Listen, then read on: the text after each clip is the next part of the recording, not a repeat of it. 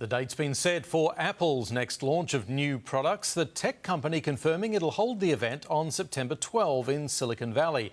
One of the most anticipated items, the reveal of the new iPhone 15 range. Joining me in the studio is our tech guru and futurist Chris Riddell. Chris, what do we know so far about this event and this new iPhone? Well, a couple of exciting things are going to be happening. Certainly, I think they're exciting. The biggest one being that they're actually shifting away from the old idea of having a lightning connector as your charger. They're moving to USB-C.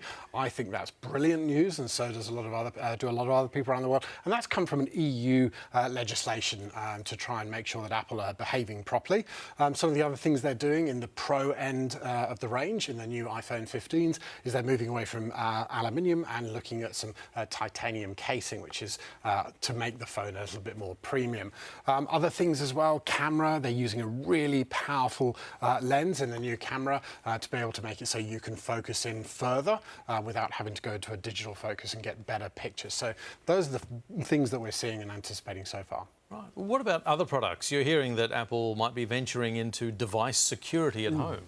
Apple has always been interested in making sure that its users, its customers, have privacy, complete privacy over the apps that they're using, and that everything stays on the device. And Apple have this as their unique selling point.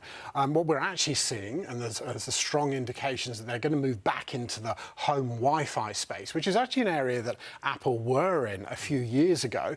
They used to do Wi-Fi routers. They backed out of it, but there's a lot of indication they're going to go back into this in a really big way to make sure that all the devices in our home are protected, and again, your device is protected. So even if it's not an Apple device, looking at things like smart fridges, your light bulbs at home, your smart locks, moving into that space, Apple have already been in and moved in quite quickly, and we're going to see a huge move over the next couple of years on that. Right.